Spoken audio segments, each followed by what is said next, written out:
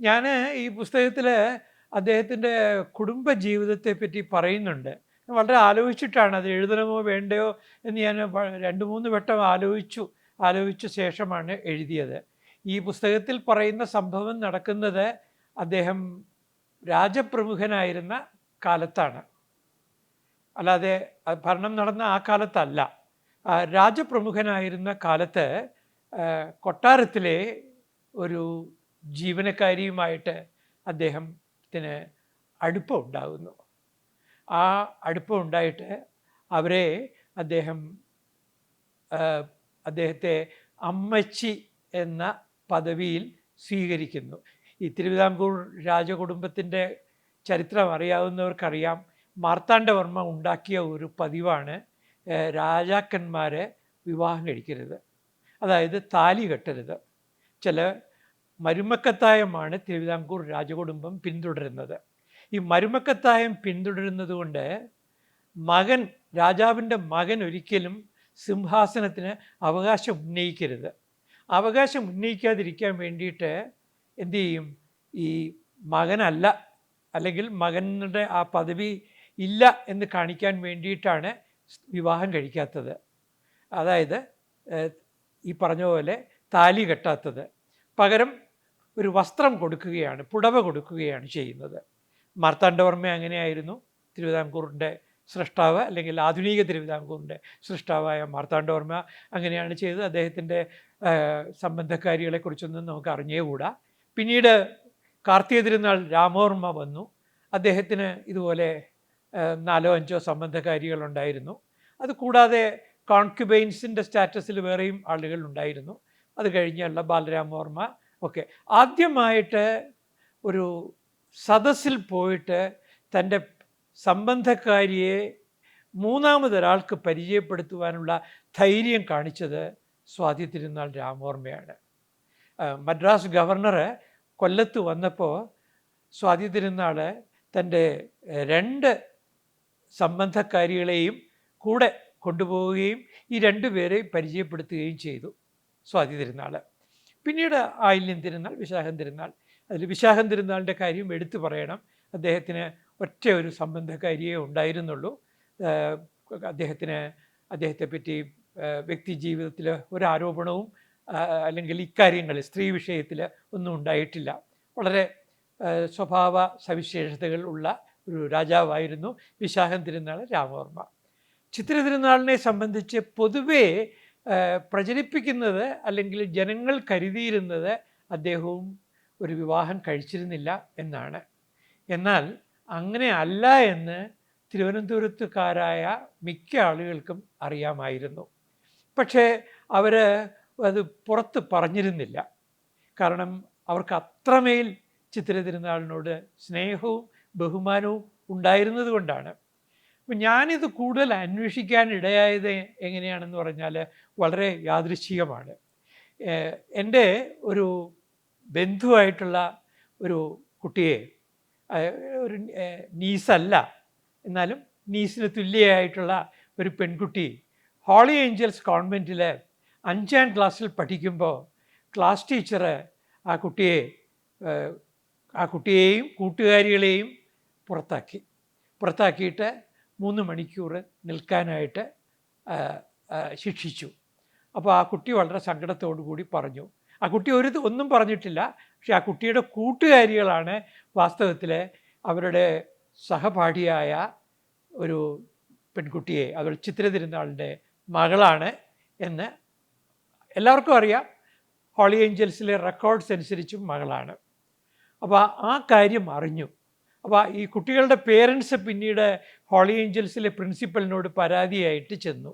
അന്നത്തെ പ്രിൻസിപ്പലിൻ്റെ പേര് sister Xavier എന്നാണ്. ആ സിസ്റ്റർ സേവിയർ പറഞ്ഞു, നിങ്ങൾ പരാതിപ്പെട്ടാൽ എനിക്കൊന്നുമില്ല.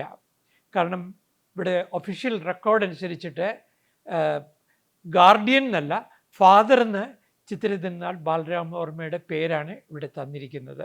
രാജാവിൻ്റെ പ്രൈവറ്റ് സെക്രട്ടറിയാണ് ഈ കുട്ടിയെ ഇവിടെ കൊണ്ട് ചേർത്തിരിക്കുന്നത് എന്ന് പറഞ്ഞു. അപ്പോൾ അവരെല്ലാം പരാതി പറയാനായി എത്തിയ ശിക്ഷണ നടപടികൾക്ക് വിധേയരായിട്ടുള്ള മറ്റു കുട്ടികളെ രക്ഷാകർത്താക്കൾ പിരിഞ്ഞുപോയി.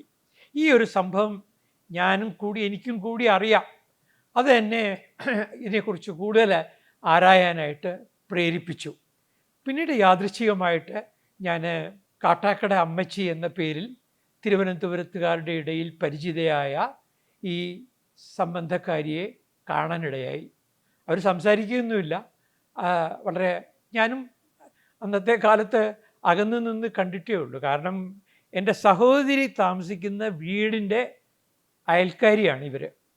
അപ്പോൾ തൊട്ടടുത്ത വീട്ടിലാണ്. പക്ഷേ എൻ്റെ സഹോദരിയുടെ വീട്ടുകാരുമായിട്ട് പോലും ഇവർക്ക് യാതൊരു ബന്ധവുമില്ല. അപ്പോൾ ഒരു അകൽച്ച എല്ലാവരോടും പാലിച്ചിരുന്നു.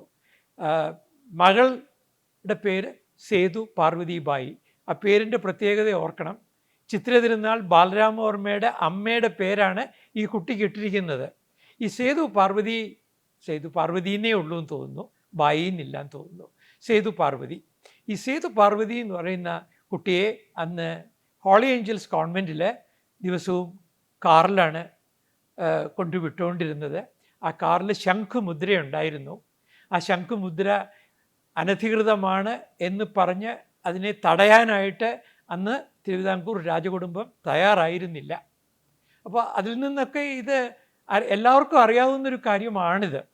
അത് കഴിഞ്ഞിട്ട് ആ കുട്ടി പിന്നീട് ഇൻസ്റ്റിറ്റ്യൂട്ട് ഓഫ് ഇംഗ്ലീഷിൽ BA കഴിഞ്ഞിട്ട് BAക്ക് പഠിച്ചു. അത് കഴിഞ്ഞിട്ട് MA ചേർന്നു. MAക്കാണ് ഇൻസ്റ്റിറ്റ്യൂട്ട് ഓഫ് ഇംഗ്ലീഷിൽ പഠിക്കുന്നത്. ആ സമയത്ത് ഫസ്റ്റ് ഇയർ കഴിഞ്ഞപ്പോൾ അവരുടെ വിവാഹം കഴിഞ്ഞു. ആ വിവാഹം കഴിഞ്ഞിട്ട് അവർ അമേരിക്കയിലേക്ക് പോവുകയാണ് ചെയ്തത്. അതുവരെയുള്ള കാര്യം എനിക്കറിയാം. എന്ന് മാത്രമല്ല, അവരുടെ അമ്മയ്ക്ക് മഹാരാജാവിൻ്റെ ചിത്ര തിരുനാൾ ബാലരാമവർമ്മ ഒരു വീട് വെച്ചു കൊടുത്തു. എല്ലാവർക്കും അറിയാം ആ വീടിനെ പറ്റി. അവരുടെ കുടുംബക്ഷേത്രമുണ്ട്. ആ ക്ഷേത്രത്തിന് ചെമ്പ് മേഞ്ഞിട്ടുണ്ട്. സാധാരണ കുടുംബക്ഷേത്രങ്ങളൊന്നും ഇങ്ങനെ ചെമ്പ് മേയാറില്ല. അതും രാജാവ് തന്നെയാണ് അതിനു വേണ്ട സാമ്പത്തിക സഹായം ചെയ്തത്. തിരുവനന്തപുരത്ത് എല്ലാവർക്കും അറിയാവുന്ന കാര്യമാണെങ്കിലും ആരും ഇത് പറയില്ല. പറയാത്തതിന് കാരണം ഈ ചിത്ര തിരുനാൾ ബാലരാമവർമ്മയുടെ സാത്വികതയാണ്. സാത്വികമായ പെരുമാറ്റം, സാത്വികമായ വളരെ ഒരു ഗാംഭീര്യം തോന്നിക്കുന്ന മുഖം, അദ്ദേഹത്തിൻ്റെ വിനയം, ഇതൊക്കെ കൊണ്ടാണ്. പക്ഷേ ഇങ്ങനെ ഒരു കാര്യം കൂടി ഉണ്ട് എന്നത് പറയേണ്ടതാണെന്ന് തോന്നുന്നു. പറയേണ്ടതാണെന്ന് ഞാൻ അവസാനം തീരുമാനിക്കുകയായിരുന്നു. അങ്ങനെ തീരുമാനിക്കാൻ കാരണം ഞാൻ അദ്ദേഹത്തിൻ്റെ ജീവചരിത്രം പഠിച്ചപ്പോഴാണ് മനസ്സിലായത്. അദ്ദേഹം എന്തുകൊണ്ടായിരിക്കും വിവാഹം കഴിക്കാത്തതെന്ന് ഞാൻ ആരാഞ്ഞു. അദ്ദേഹത്തിന് അന്നത്തെ കാലത്ത് വളരെ ഉയർന്ന പല കൊട്ടാരങ്ങളിൽ നിന്ന് മാരേജ് പ്രപ്പോസൽസ് വന്നിട്ടുണ്ട്. കേരളത്തിലെ തന്നെ കൊല്ലൻകോട്ട് രാജകുടുംബത്തിൽ നിന്ന് മാരേജ് പ്രപ്പോസൽ വന്നു. അതുപോലെ തന്നെ ഉത്തരേന്ത്യയിലെ പല രാജകുടുംബങ്ങളിൽ നിന്നും മാരേജ് പ്രപ്പോസൽസ് വന്നു. ഒക്കെ അറിയാവുന്നത് ഞാൻ ഈ പുസ്തകങ്ങൾ വായിച്ചിട്ടും അങ്ങനെ പല ആളുകളിൽ നിന്നും ധരിച്ച കാര്യങ്ങളാണ്. അപ്പോൾ ആ മാരേജ് പ്രപ്പോസൽസ് ഒക്കെ വന്നെങ്കിലും അതൊന്നും മുന്നോട്ട് പോയില്ല.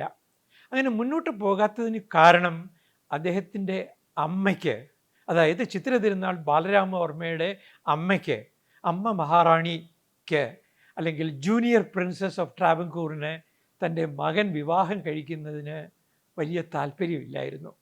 എന്താ കാരണമെന്ന് പറഞ്ഞാൽ, ഒരു ശക്തയായ ഒരു പ്രതിനായികയായിട്ട് ഈ പുത്രവധു മാറുമോ എന്ന് അവർ ഭയന്നിരുന്നു. സേതു പാർവതിബായി വളരെയധികം വ്യക്തിത്വമുള്ള സ്ത്രീയായിരുന്നു. എന്ന് മാത്രമല്ല, മകൻ തൻ്റെ ചൊൽപ്പടിയിൽ നിൽക്കണം എന്ന് ആഗ്രഹമുണ്ടായിരുന്ന ആളുമായിരുന്നു. പക്ഷേ പുറമേക്കത് കാണിക്കുകയൊന്നുമില്ല. പരസ്യമായി ഒരു പൊതുവേദിയിൽ അവരൊരിക്കലും അങ്ങനെ കാണിക്കുകയില്ല. പൊതുവേദിയിൽ അവർ രാജാവിൻ്റെ പിന്നിലേ നടക്കുകയുള്ളൂ. പക്ഷേ അവർ വളരെ ശക്തമായി സ്വാധീനം ചെലുത്തുന്ന ആളായിരുന്നു. എന്ന് മാത്രവുമല്ല, അന്ന് ഭരിച്ചിരുന്ന ദിവാനുമായിട്ട് അവർക്ക് സവിശേഷമായ ഒരു ബന്ധവും ഉണ്ടായിരുന്നു. ഞാൻ ഈ സവിശേഷമായ ബന്ധം എന്നുള്ളതിന് അടിവരയിടുന്നു. ഈ സവിശേഷമായ ബന്ധമുള്ളത് കൊണ്ട് ദിവാനും ഈ അമ്മ മഹാറാണിയും തീരുമാനിക്കുന്നിടത്ത് കാര്യങ്ങൾ ചെന്ന് എത്തുമായിരുന്നു. അതുകൊണ്ട് ചിത്ര തിരുനാൾ ബാലരാമവർമ്മയ്ക്ക് ഒരു ഈ പറഞ്ഞതുപോലെ പ്രഭു ഭവനങ്ങളിൽ നിന്നും രാജകൊട്ടാരങ്ങളിൽ നിന്നും വന്ന വിവാഹ ആലോചനകൾ മുന്നോട്ട് കൊണ്ടുപോകുവാൻ കഴിഞ്ഞില്ല. ഇത് അദ്ദേഹത്തിൻ്റെ സ്വകാര്യ ജീവിതത്തിലെ അദ്ദേഹത്തിൻ്റെ വ്യക്തിത്വത്തെ പൂർണ്ണമാക്കാത്ത ഒരു ഘടകമാണ് എന്ന് കരുതി. ഞാൻ എൻ്റെ പുസ്തകത്തിൽ എനിക്ക് പറയാവുന്ന കാര്യങ്ങളെ പറഞ്ഞിട്ടുള്ളൂ. ഞാൻ ഈ സംഭാഷണത്തിൽ പറയുന്ന പോലെയുള്ള കാര്യങ്ങൾ വ്യക്തമാക്കിയിട്ടില്ല.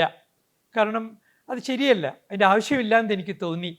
എങ്കിലും അദ്ദേഹത്തിൻ്റെ ഈ ഒരു സ്വാതന്ത്ര്യക്കുറവ്, തീരുമാനങ്ങൾ എടുക്കുന്നതിൽ അദ്ദേഹത്തിനുണ്ടായിരുന്ന പരിമിതിയെക്കുറിച്ച് ജനങ്ങളെ അറിയിക്കണം എന്ന് തോന്നി. അതുകൊണ്ടാണ് ഞാൻ ഈ കാര്യം കരുതലോടെ പ്രതിപാദിച്ചത്.